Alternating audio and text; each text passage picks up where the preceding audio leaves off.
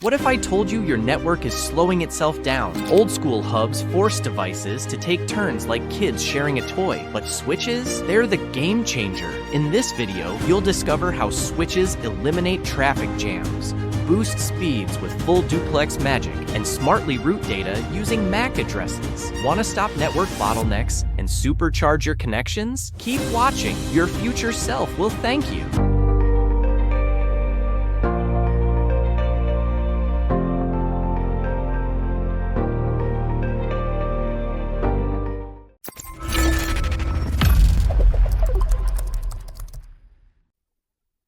When connecting multiple devices together, you need a switch to simply allow communication between these hosts. Historically, when network devices used the same segment using a hub, they had to share the same bandwidth, and only one machine could transmit data at a time.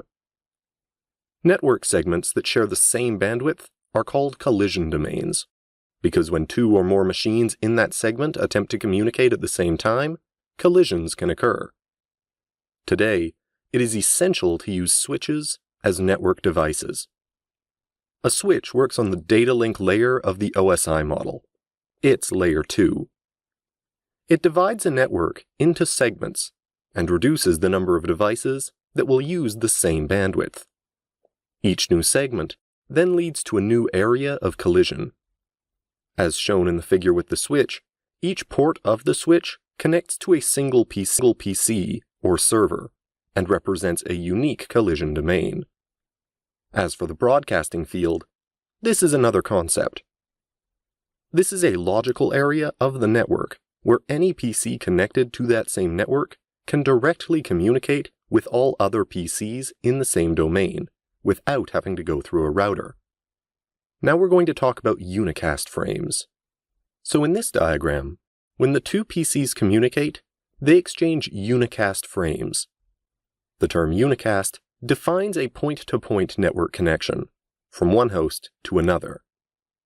For example, if you ping on a PC from the same network, you do unicast because you send a ping package only on one PC. This is like sending a letter to one of his friends in the mail. Only this friend will receive this letter. Now let's see the processing of these unicast frames on a switch. When unicast frame is received on a port, the switch compares the destination MAC address to the MAC address it had listed in its table.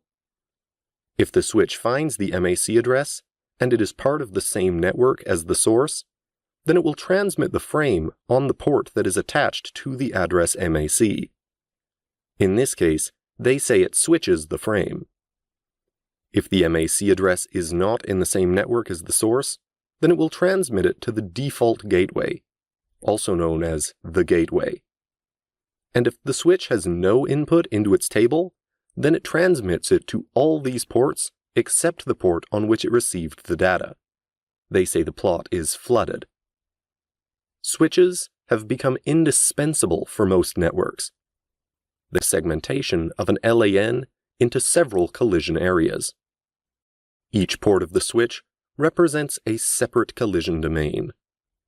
There are two very different modes of communication that are half-duplex and the full duplex. A half-duplex communication is comparable to communication with walkie-talkies. Whoever wants to talk must wait until the other is finished. There is no possibility of speaking at the same time. And full duplex mode allows you to transmit and receive signals at the same time.